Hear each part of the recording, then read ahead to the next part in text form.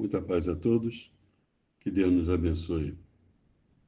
Quando os cadáveres chegam para a autópsia, os peritos precisam retirar-lhe a roupa, sem rasgá-la para poder fazer a perícia.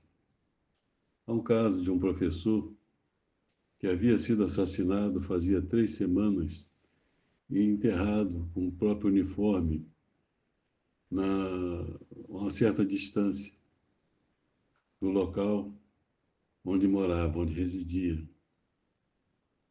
E 3 semanas depois, ele foi encontrado, levado para a autópsia. No entanto, ele estava numa posição fetal e com o corpo muito rígido, o semblante demonstrando tristeza. Segundo os médicos legistas mais antigos, a explicação científica é que o cérebro, no momento do que acontece a morte, eles paralisam todo o corpo, congelando todo o corpo. E o corpo permanece do jeito que estava naquele momento final. Um caso, por exemplo, de morte violenta pode apresentar o aspecto de tristeza, de raiva, ou em outros casos, um semblante mais tranquilo, semblante como se estivesse feliz, enfim, de acordo com o momento final, de acordo com o que vivenciou a experiência, aquela pessoa. E assim, os peritos estavam tendo muita dificuldade para poder retirar a roupa e deixar o corpo nu. Porém, apareceu o médico legista e lhes revelou o seu segredo. Imaginaram, naturalmente, que ele iria ensinar alguma técnica nova, algum trabalho diferente, alguma forma científica de cumprir a sua tarefa.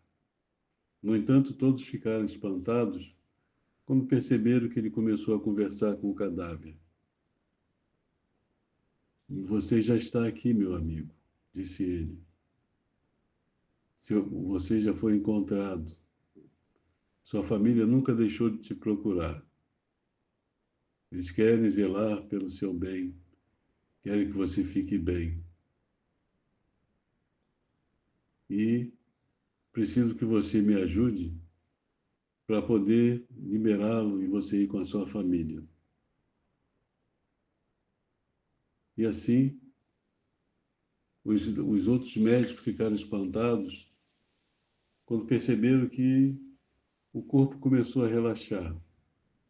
Os braços amoleceram, as pernas, e assim conseguiram fazer o seu trabalho. Naturalmente, que podemos imaginar que ali, na verdade, havia um espírito ainda vinculado àquele corpo. Conforme os benfeitores nos esclarecem, muitas vezes, em função de uma morte tão grave como essa, o espírito fica sem saber o que aconteceu, não sabe sequer se desencarnou e permanece ao lado do corpo, com aquela expressão, alguns até com lágrimas nos olhos. No entanto, nós podemos entender que, na verdade, o cérebro já não está mais funcionando, porque o corpo já morreu.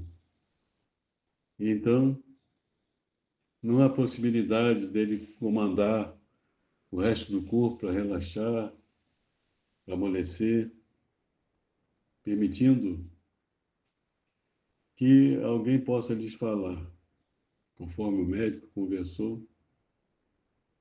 E o médico, naturalmente, demonstrando a sua sensibilidade em saber que ali estava diante de alguém que foi um pai, uma mãe, um filho, uma filha, um esposo, uma esposa,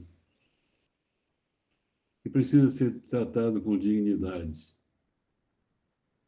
Essa foi a sua técnica, dialogar naturalmente com o espírito, para que esse relaxasse e compreendesse que já estava tudo bem. Ele já tinha sido encontrado. A família aguardava que fosse liberado. E assim, libertou, afrouxou o seu corpo, permitindo que o trabalho fosse efetuado, a perícia fosse feita. Então, meus irmãos, compreendendo que somos imortais, esta é mais uma prova de que a vida prossegue. Os espíritos sobrevivem à matéria e muitas vezes se fazem presente até mesmo no velório, razão por que precisamos cuidar dos nossos pensamentos nesses ambientes, da nossa conversação, naturalmente, o mais digno possível, respeitando aquele que já desencarnou. E todo esse aprendizado concorre para o nosso crescimento, para a nossa compreensão acerca da vida imortal,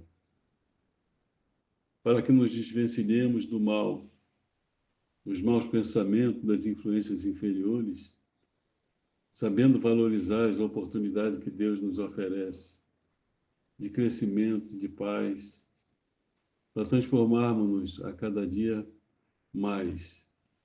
E nos transformando, nós conseguimos melhorar o nosso mundo, já que ansiamos por um mundo melhor. E assim, vamos caminhando rumo à perfeição ao nosso crescimento, até que um dia atinjamos a plenitude. Que o Senhor nos abençoe e esteja sempre presente conosco. Muita paz.